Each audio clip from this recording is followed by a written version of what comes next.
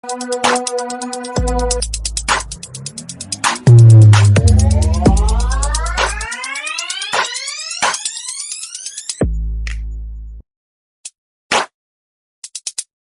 this is how I ended up in the VA hospital system. I ended up in the VA hospital system. I went through VA hospitals. I ended up being a homeless veteran, living in the VA for at least a year. But guess what? There is no other organization that I know of, whether it's DAV or American Legion or any of them, that have the CEO with that experience being a homeless veteran.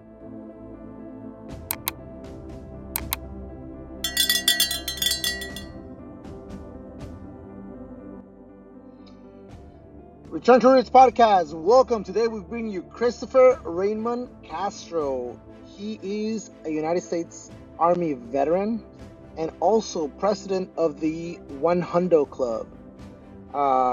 Without further ado, Chris, welcome to the show. All right. Thank you, Yogi.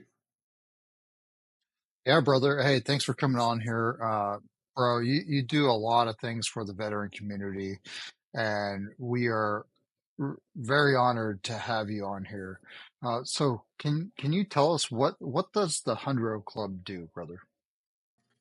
So the Homelessness Club what does it do? It collaborates every organization that wants to collaborate. So it's a one-stop shop. We're trying to change the market on what's going on, right? So there currently isn't one organization, a one source, a military one source. Since Yogi's still in the military, he understands that they have the holistic point of view, right?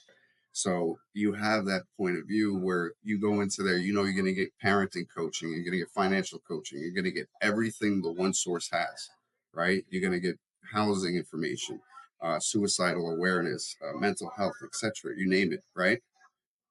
Well, that doesn't work. That doesn't apply to the United States on the veteran side.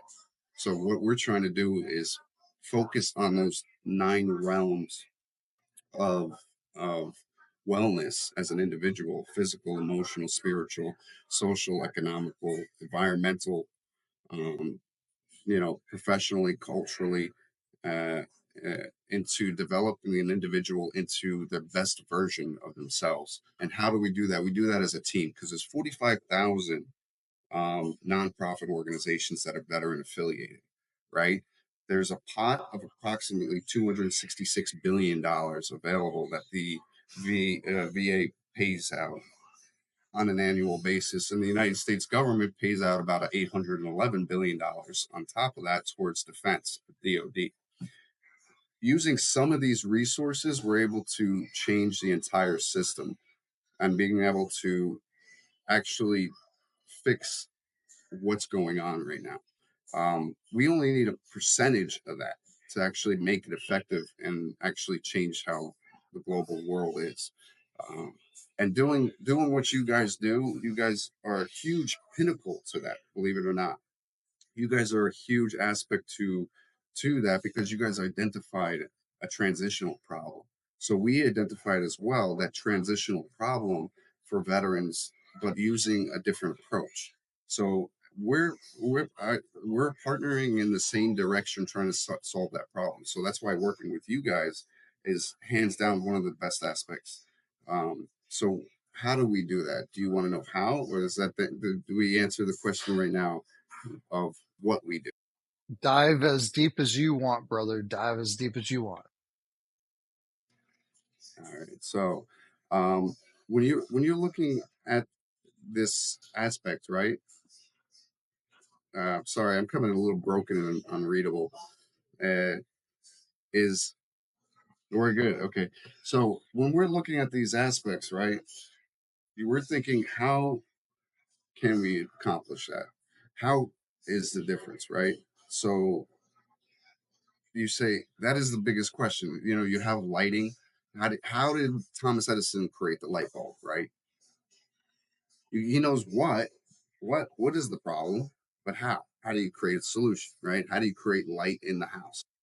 So we devised a plan on how to do that and actually effectively do that by rebuilding the veteran before they leave military service or they already left. So we focus on their financial stability first, right? We focus on their immediate return of being a person. So okay, let's say right now as a veteran, when you get off the plane and you get airdropped back into society, what happens? You go back to at a young age. The average age is 24. Not all of us retire and make it to 20. It's a very slim percent that actually make it to 20. Whether you're getting broken or whether it's you know there's they're just cutting people or whatever's going on in the workforce. Only a very small percentage actually make it to retirement age. And so we identify, okay, with more of the target market being the average person coming out is 24 years old, is the average person.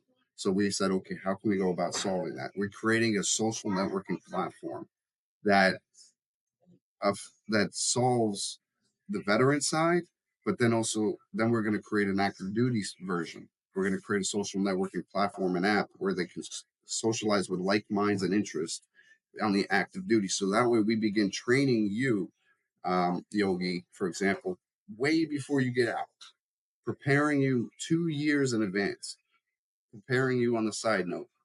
Okay, because once you're done with your daily duties and you go back to your rack or your barracks room or whatever it is, you can take a class with us, hang out with, and tell you, hey, listen, stick with Hundo. We're going to be able to guide you in the right way because we're going to tell you right now, you're not ready for a civilian world.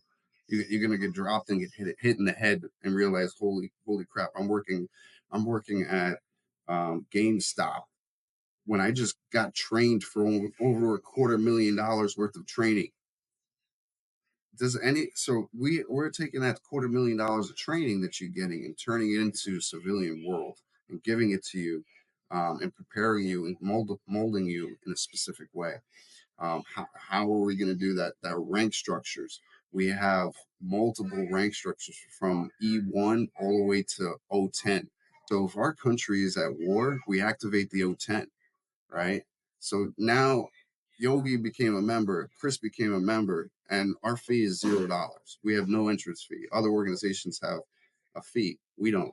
You just show your DD 214, your common access card, your other proof that you're a veteran. Blah, blah, blah. That's it. You're done. Welcome to the club. There's no fee coming up to the door. There's nothing. So at those rank structures, as we continue to develop, and we're still in the infant phase, right? We're still in the womb. We just got impregnated. Okay, at this point, let me put it this way: we just got started. Don't I'm get too impregnated. excited, Yogi. I'm not there. Don't get too Yogi. You're impregnated too, Yogi.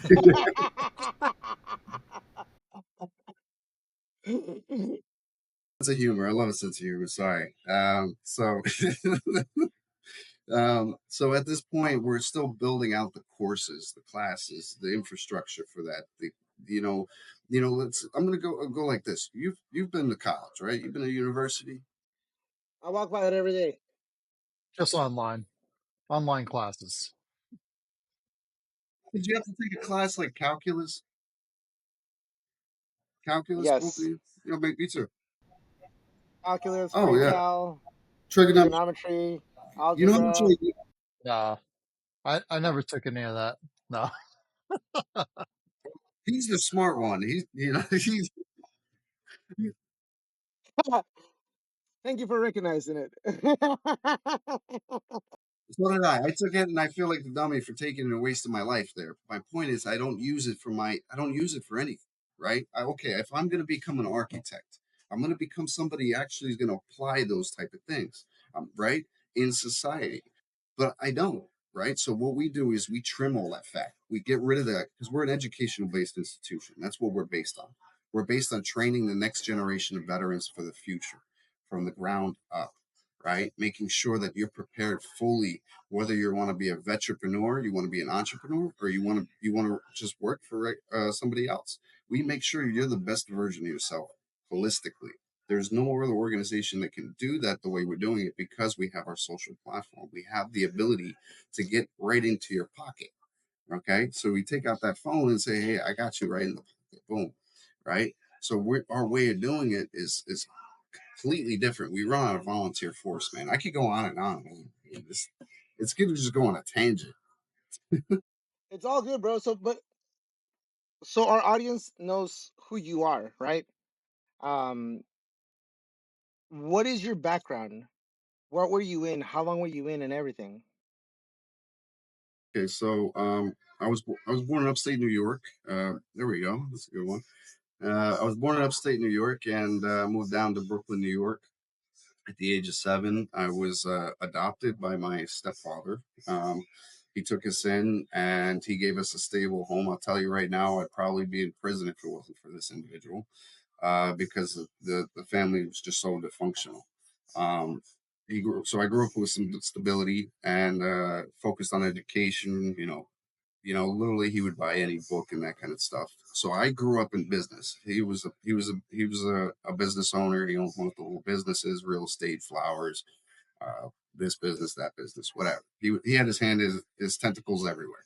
Wherever there was a little bit of money, and mind you, he grew up also in the '90s, right? It was the '90s with boom in business. Everybody was making money, right? So he had himself a little bit of money. Um, so he taught me how to actually function in business. So I grew up at the age of 7, like groomed for business. So I had 3 businesses before I was 20 years old.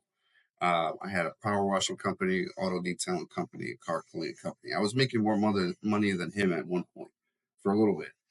Yeah, for a very little point. Okay, it wasn't too long because and then I realized I was like, hey, I'm turning 25, turning 26.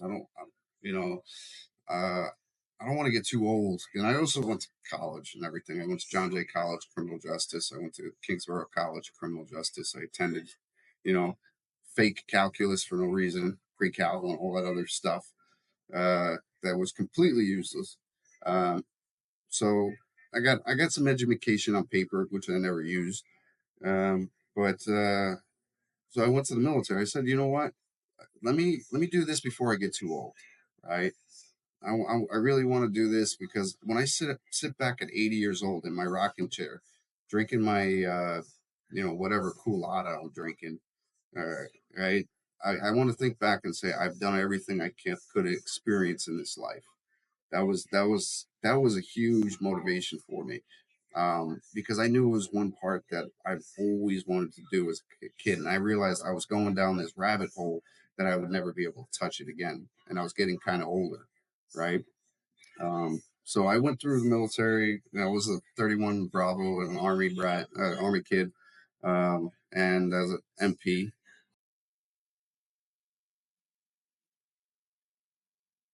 And we have a little gap due to connectivity, but it's all good. While he comes back on the show, Chris. So far, Club 100, they've been delivering, and bro, their stories have been amazing, dude. So, hey, Raymond, welcome back, man.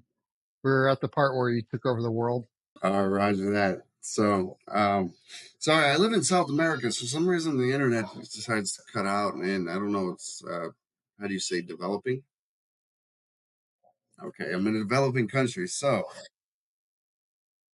it is warm though. It is warm. It is toasty and it's nice. But I was taking over the world. So, I learned how to um, while I was in service, I developed a neurological disorder due to stress and this and that. The command actually violated a bunch of laws and regulations. I threw. It was actually a list about the size of your screen. Okay, so I submitted a IG complaint, and they ended up firing me for it. Kind of. So I ended up in a legal kind of battle. I got a congressional inquiry, this and that. Yeah, it turned into a hot mess. So I learned the whole entire system, and this is where I actually learned why this what we're doing is so important. I got out, and my father passed away. Right, um, right. He passed away as I got out, and guess where I had to go? I had nowhere to go. Right, I got airdropped back into society. Right, my father passed away, no home, no place to live. I ended up as a homeless veteran. Right, It was really, really interesting. So this is how I ended up in the VA hospital system. I ended up in the VA hospital system. I went through VA hospitals. I ended up being a homeless veteran, living in the VA for at least a year. But guess what?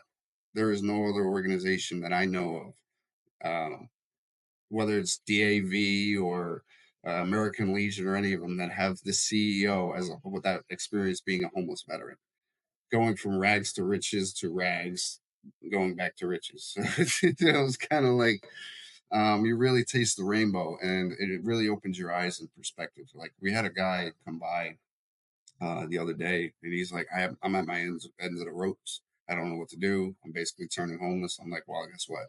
I know what to do. And I gave him the solution. I gave him the answer. And I was like, okay. Then on top of that, we're doing his VA claim on top of that to assist him. Now he's going to wait 2 months because his case is going to be processing faster, because as a homeless veteran, you skip the line. That is actually true. So that they do have a good system, the VA, with that. So if you're a homeless veteran, you just be cognizant that your case will skip everybody else. It goes prior. Because why? You're a homeless veteran. They're going to make sure that you're getting compensated correctly. So I'm setting this guy. I'm glad that you highlighted that the VA does have some really good um, programs and also people that are within it. But you need a good advocate that's going to be on your side because, I mean, just walking into it, man, as a homeless veteran, it's like trying to take on the entire might of the VA that's, obviously they're going to want to be fiscally, um, they don't want to give you anything off the bat.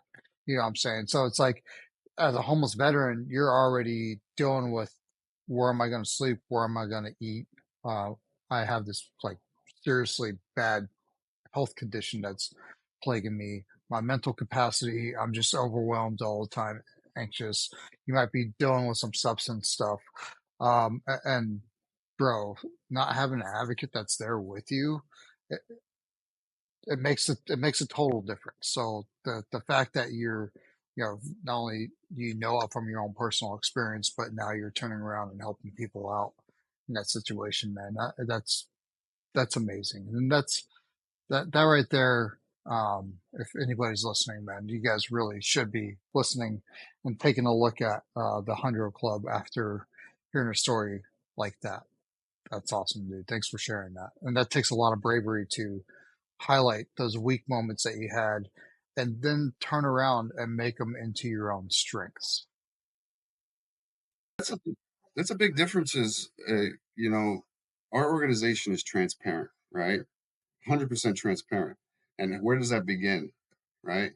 It starts with the leaders. And if I'm as transparent and open and as vulnerable as possible, how can you not trust the organization, right? I tell you the good, the bad, the good and sweet, and all of it, all in between, right? So thank you for that, and also our nonprofit organization as well. That just demonstrates that there is 100% transparency in our organization.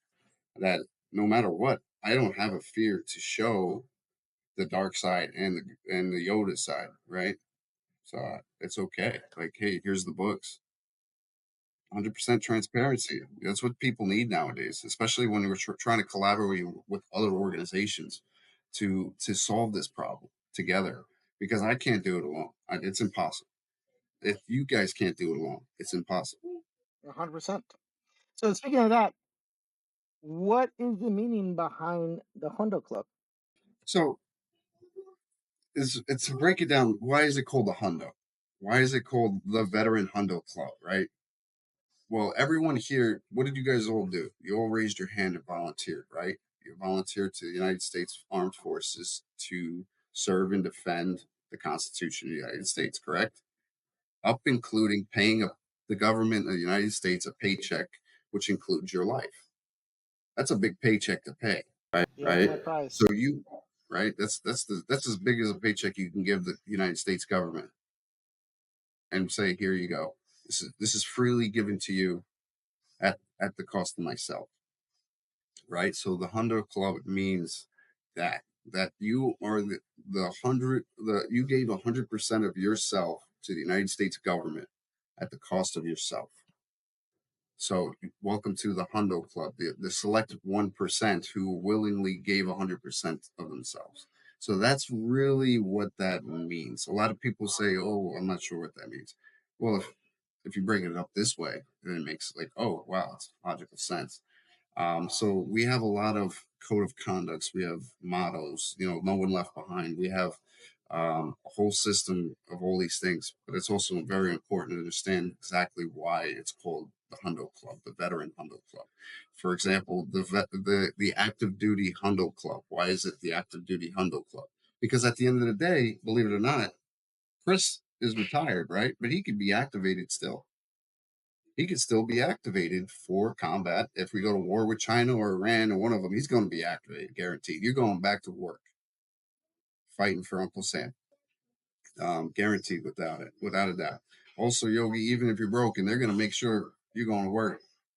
They're going to make right. So you see what I mean. So also, it might turn into something where it's a defense force, a militia type product later on for the United States government that they have all of us housed in one aspect. There's 18.5 million of us right now, right?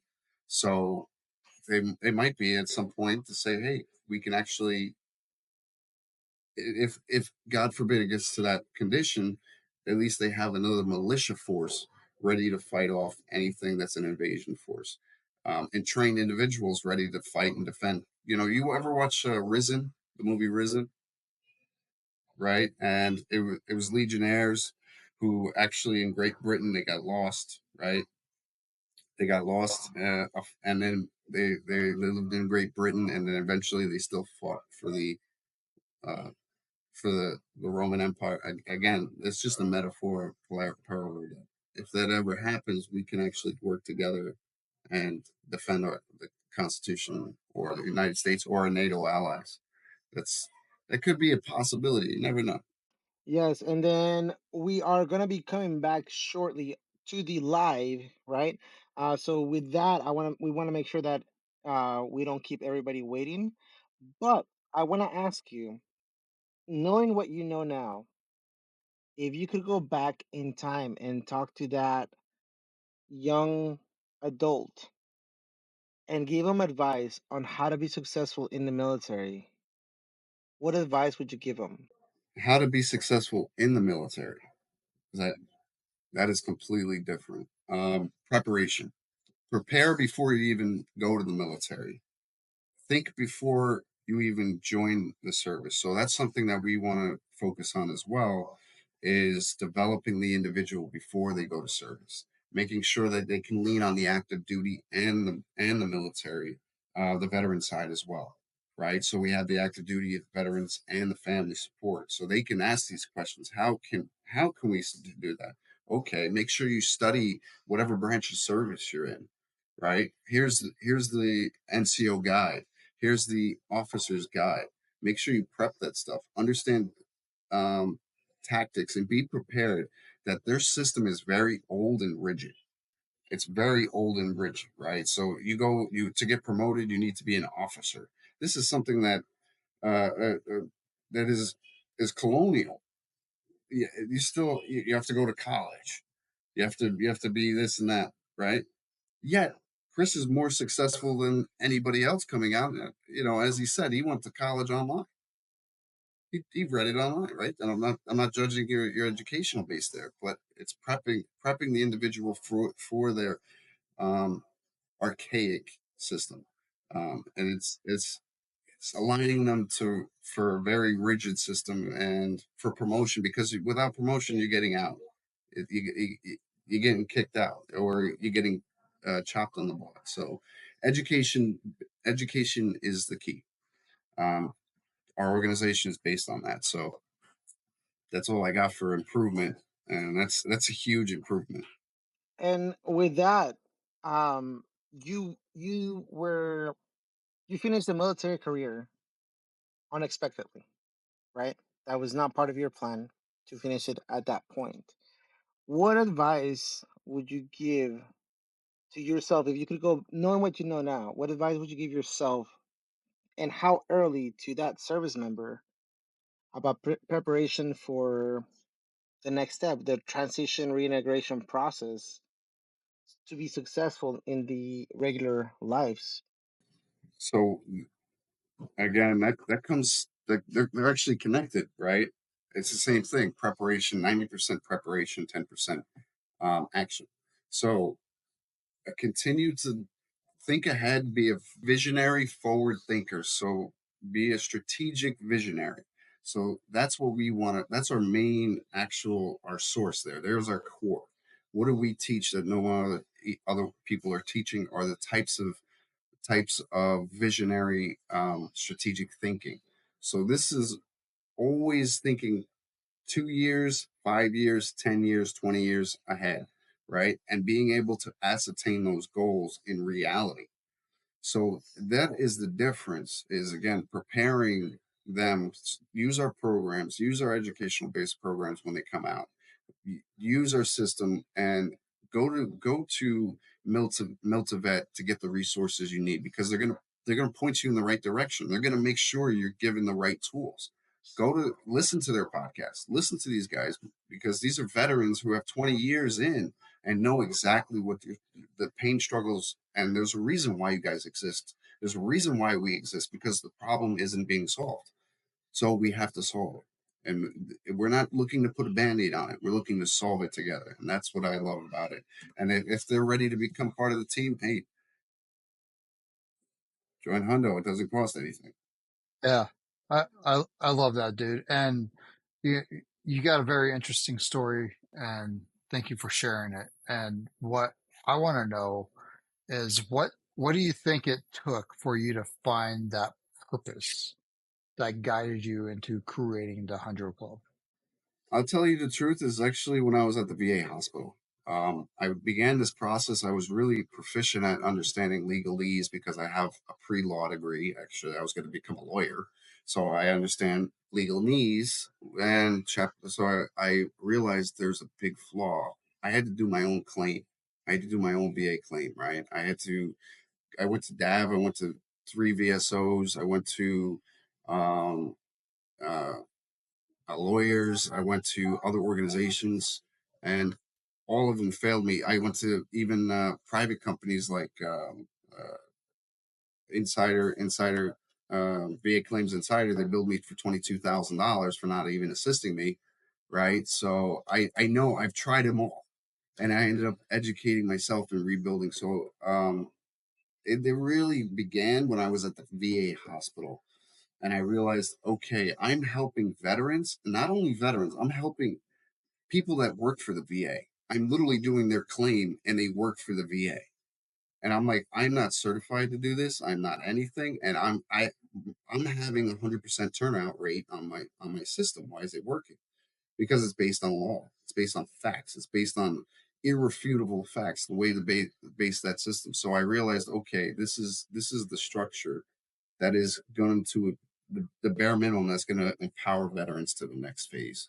And that begins with performing on on that level, and that's where exactly it really started for me. It's like, okay, no one else is taking charge of this. I'll lead the front. What did it take for you to get into the mindset of actually dealing with your transition? Believe it or not, it was Mr. Finch. When me and Mr. Finch met, really took on another role. Mr. Finch's Finch model really because I'm a highly attuned individual pertaining to business, but he painted a different picture. He was able to make this into a much larger aspect than just VA claims. It made me open my eyes to a holistic point of view. And wait a minute, they got physical disabilities, mental disabilities, whatever. This is just one piece of it, right? And there's a giant piece of the puzzle. So it's like the cobweb effect. Everybody knows everybody, right? On five fingers. On five fingers, everybody in the world can know everybody. So you know five people, those five people know five people, et cetera, right? So it's the same thing as if we can do that together. And he actually made it. And being I'm very creative. I'm able to do some designing with programming and stuff like that. I'm able to I was able to cultivate and build it together. So it was Mr. Finch, I would say. What book or content would you suggest to every veteran or to any young adult thinking about joining the military to read or consume before embarking on that trip and journey to be successful in the military and in the transition process? I would say the fundamentally, besides the Bible, I would say the Rich Dad Poor Dad. Um, Understand that there's active income, portfolio income, and passive income. For what I receive is passive income, right? So what kind of person do you want to be? So do you want to change that mindset? So what you're doing in the military, that is active income. Understand your finances, right? So when you want to make it passive income, you have to get that pension, right? That's 20 years. That becomes 50% pay, right, of whatever rank you are, excuse me, for life, right? So that becomes passive income. So how do we build that aspect and always keep that at the forefront of your mind? Rich dad, poor dad. Beautiful. How can our audience and anyone that listens to this in the future get a hold of you? Uh, they can become a Hundo Club member. They can register at uh, HundoClub.net, and you can befriend me, send me a message, or you can send an email to Christopher.Raymond@HundoClub.net or support@HundoClub.net, or anything like that. Or you could just add me on Facebook or LinkedIn. It's easy to find my name. It's a pretty unique name, Christopher Raymond Castro. This is exactly like one of them. And you're connected to us on LinkedIn and on Facebook and all social media places. So they can also search it that way. You know, it's funny for at least for me, right? I got Chris Elder, and I got you. So whenever we were talking and communicated, it was so complicated to follow which Chris was talking and saying what. So two Chris's in the same show, very complicated. At least I'm happy I'm not a Chris too, because that would be even crazier. Well, yeah, that's why I made sure I shaved for this one. So that way there was no confusion. I mean, we look so identical. Hey, you could have been awesome just like me and Chris. That's all I got to say. Fair All right. enough. We'll go Thank with you that. guys for having me. You guys are awesome. You guys are epic. Keep up the great community work, and God bless y'all. And really, you guys are doing amazing things. Really amazing things. You had the sharp training. You guys are doing some really beautiful things. So you had the with that whole men's group where you had um, anti-suicidal awareness and everything. So I'm tracking it. So you guys are doing great. Amen. Chris, we want to thank you for coming onto the show. We want to continue working and see how we can bridge any gaps and collaborate. But most of all, thank you for also being part of the solution. Um, Everybody has a reason to be upset and or just kiss the military goodbye as they're leaving and separating. But thank you for being part of the solution, not just for what issues you came up with, but also, or you faced, but also for the rest of the future that comes behind us, right? The people that come behind us. We truly appreciate you and thank you so much. I know by the time this airs, we're about to be on to our past our live, which we're about to do in about 5 minutes. So we're really excited. So again, thank you. God bless you, gentlemen.